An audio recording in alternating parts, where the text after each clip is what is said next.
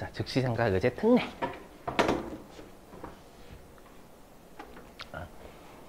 자, 특례는 뭐냐면 제가 아까는 무조건 우리가 이제 회사가 감가상각 자산으로 처리해야 될 걸 비용 처리하면 회사가 감가상각 자산을 감가상각한 것으로 봐서 한도 계산하겠다라고 했었죠. 맞죠? 근데 여기서는 회사가 만약에 감가상각 자산이 돼야 될 걸 비용으로 처리를 해도 세법이 그걸 인정해요. 인정한다라는 건 감가상각비로 안 봐가지고 한도가 안 따지겠다라는 거거든요. 전액 송금 인정해주겠다는 뜻이에요. 자, 요거를 외워주셔야 되는데 우리 실기용 설명드리고 아무튼 실기용 설명드리고 해보죠. 자, 보실게요. 자, 일단은 취득 단계가 있고 보유 단계가 있어요. 우리 시험에는 주로 이 보유 단계를 여러분이 꼭 외워주시면 돼요. 자, 해보죠. 뭐냐면 제가 아까 즉시상각의제라는 건 감가상각 자산이 돼야 되는데 회사가 비용 처리한 거예요. 그러면 우리가 취득 단계에서 아까 대표적으로 봤던 게 취득세이죠. 취득세. 맞죠? 왜냐하면 감가상각 자산의 취득세는 감가상각 자산 돼야 되거든요. 근데 그걸 회사가 비용 세금과 공과로 처리한 거예요. 알죠? 근데 예외적으로 그 세금과 공과로 처리한 걸 인정을 하는 게 얘예요. 이거 취득가액이 100만 원 이하인 거. 아까는 아마 520만 원이어가지고 이건 즉시상각의제로 보는 거고요. 100만 원 이하인 거는 그러니까 여기는 어떻게 생각하시면 되냐면 금액의 중요성에 따라서 금액이 중요하지 않으니까 금액이 중요하지 않으면 감가상각 자산 잡지 말고 비용 처리해도 즉시상각의제 안 따질게. 귀찮니 뭐하러 그렇게 하니 이렇게 생각하시면 돼요. 그렇죠? 자, 근데 다만 여기 만약에 대량으로 보유하고 있대요. 그러니까 내가 만약에 어떤 걸 샀냐면 기계장치를 샀는데 기계장치가 우리 회사가 기계장치를 한 90만 원짜리를 한 300개 산 거예요. 300개.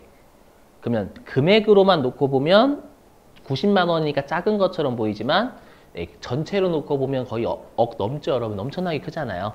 전체 300개 샀으니까. 그래서 여기 대량 보유다라는 건 뭐냐면 회사의 중요한 자산이다라고 하는 거예요. 지금 중요하지 않으니까 우리 비용 처리해도 괜찮다라면서요. 되시겠어요? 그리고 사업 개시 및 확장이다라는 건 이거 다 중요한 애들. 대량 보유, 사업 개시 확장이면 90만 원, 만약에 100만 원 이하인데 회사가 비용 처리하면 즉시상각의제로 봐서 감가상각비 한도 따지겠다라는 거예요.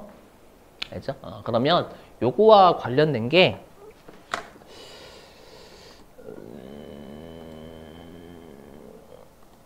아까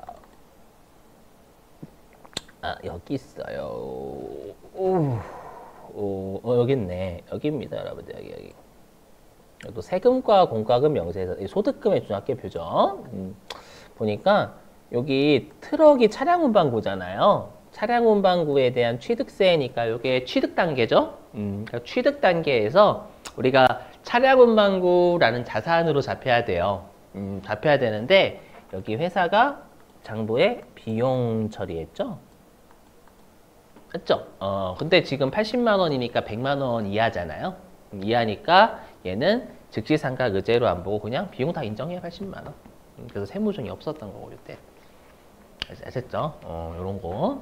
아까는 520만 원이니까 100만 원 넘어가기 때문에 즉시상각의제로 본 거고요.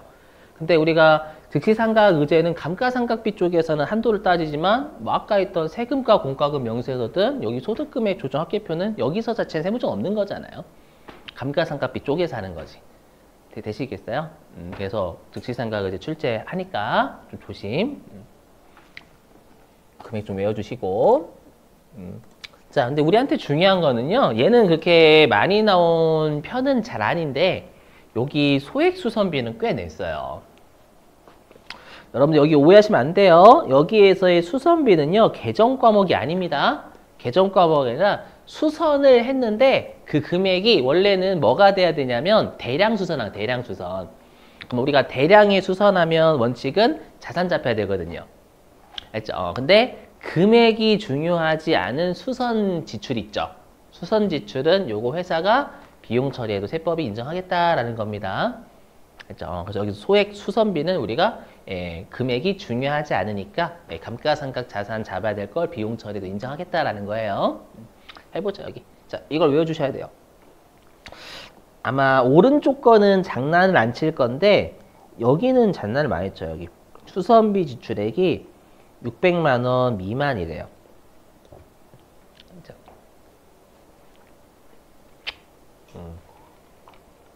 그러니까 시험에 이렇게 줘요. 어떻게 주냐면 단기의 자본적 지출에 해당하는 수선비 이렇게 줍니다. 단기에 우리가 뭐 건물의 자본적 지출에 해당하는 수선비. 여러분들이 자본적 지출은 자산인데 수선비는 비용인데 그 수선비는 계정 과목이 아니에요.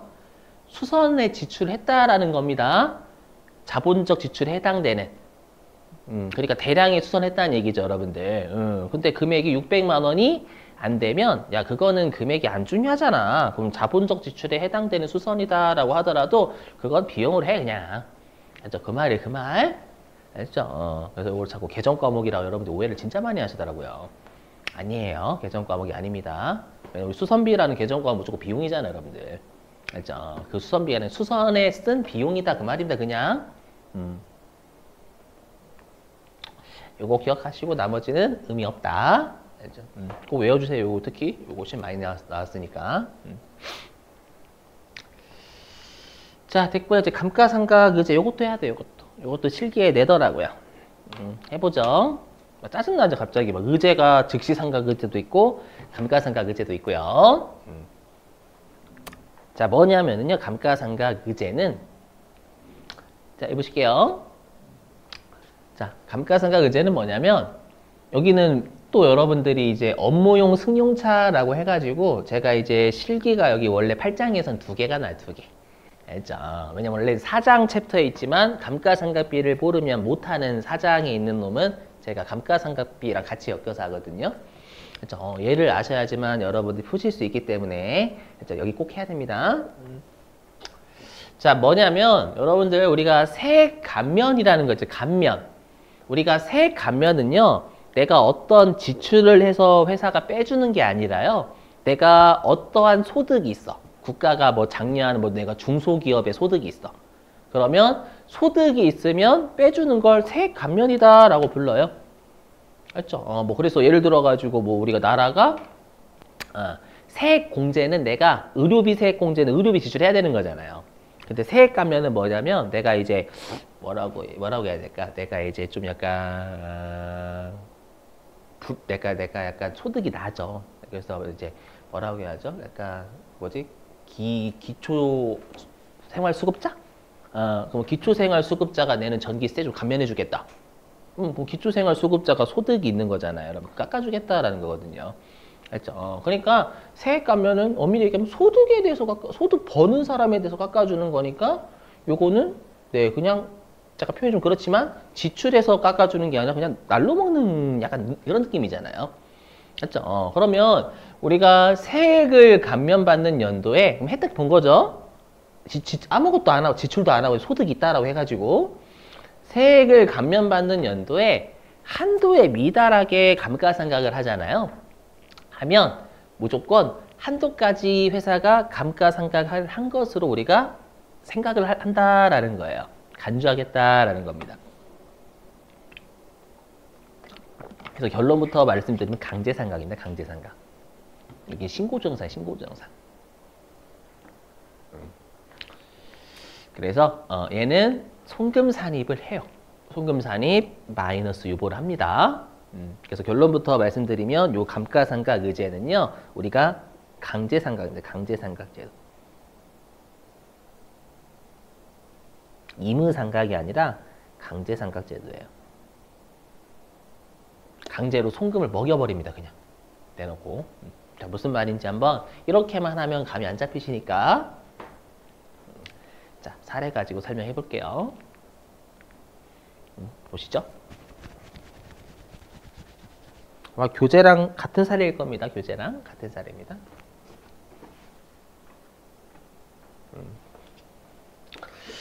자, 취득원가는 900원이고요. 그 다음에 정액법 N은 내용연수입니다. 여러분들 내용연수 N. 자, 내용연수는 3년 1기 5월 1일에 취득했대요. 1기 5월 1일에.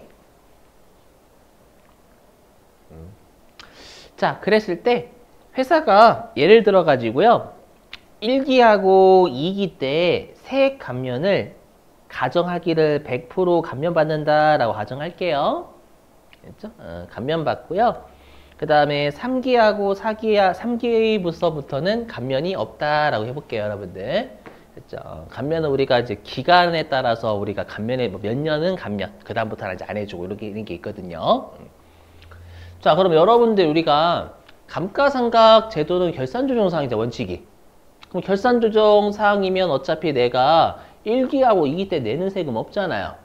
그럼 없는데 여기에 감가상각비를 적으려고 안 하겠죠. 맞죠? 안 와도 어차피 끝까지 가면 송금을 다 먹여주니까.